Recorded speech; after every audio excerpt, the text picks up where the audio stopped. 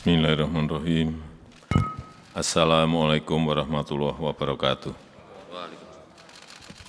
Yang saya hormati Bapak Wakil Presiden, Bapak Ibu sekalian yang saya hormati. Kita tahu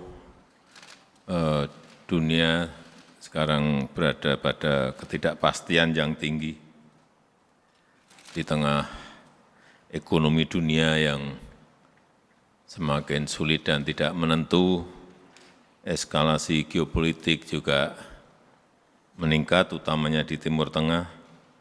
Kemudian kalau kita lihat inflasi dunia juga meninggi, depresiasi nilai tukar kalau kita lihat terus menekan ekonomi semua negara. Tapi saya senang, alhamdulillah, daya saing kita di tahun 2024 naik signifikan. Ini penting karena ranking daya saing kita di dunia dari yang sebelumnya 44 melompat ke 34, kemudian sekarang melompat lagi ke angka 27. Ini dari yang dikeluarkan oleh IMD untuk World Competitiveness Ranking, dan yang saya senang ini mengalahkan Inggris yang berada di ranking 28, Malaysia yang berada di ranking 34, Jepang yang di ranking 38, Filipina di ranking 52, dan Turki di 53. Kita berada di ranking 27. Ini yang patut kita syukuri karena dari sinilah kita tahu di mana kita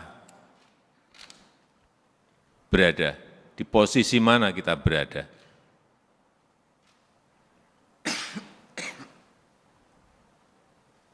Karena dalam kondisi yang seperti awal tadi saya sampaikan, tidak mudah memperbaiki ranking dalam kondisi dunia yang tidak menentu seperti sekarang ini. Bahkan kayak Jepang turun 3 peringkat, Malaysia turun 7 peringkat.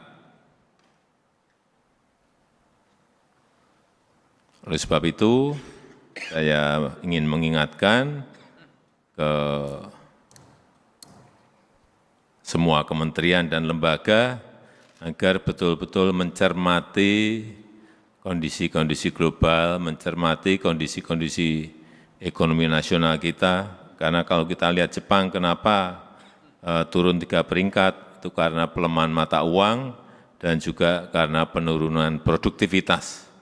Malaysia turun sampai 7 peringkat juga karena pelemahan mata uang dan masalah stabilitas politik. Artinya apa? Stabilitas politik itu penting. Artinya stabilitas mata uang itu penting. Artinya peningkatan produktivitas itu penting.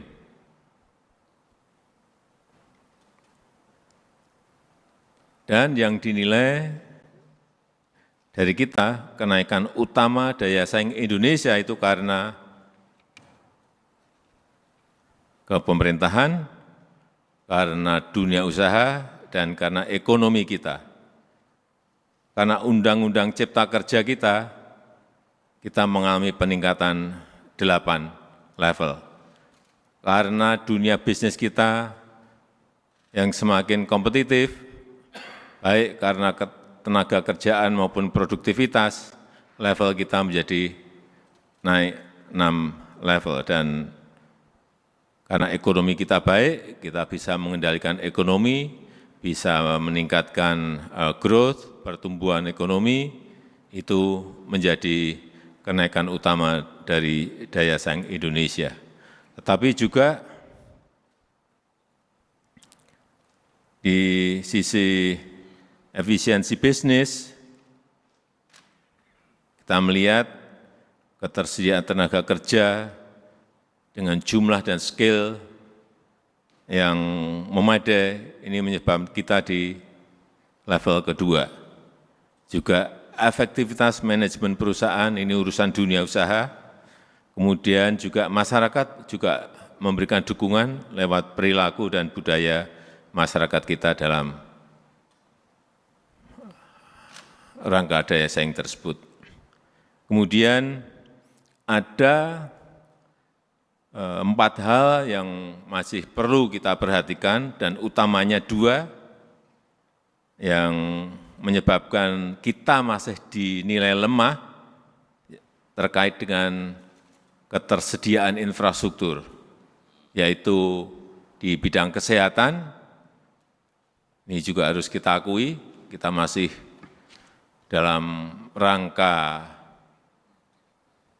menreform, mentransformasi dunia kesehatan di negara kita, berada di level 61, dan juga dunia pendidikan. Ini 2 hal penting yang menjadi kelemahan kita yang harus kita perbaiki.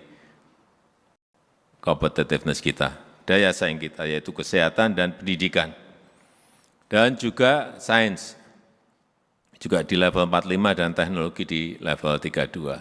Ini yang harus menjadi perhatian kita semuanya agar competitiveness ranking kita setiap tahunnya bisa terus kita perbaiki. Saya kira 2 hal menurut saya, kesehatan dan pendidikan yang harus menjadi fokus utamanya tentu saja pemerintah ke depan.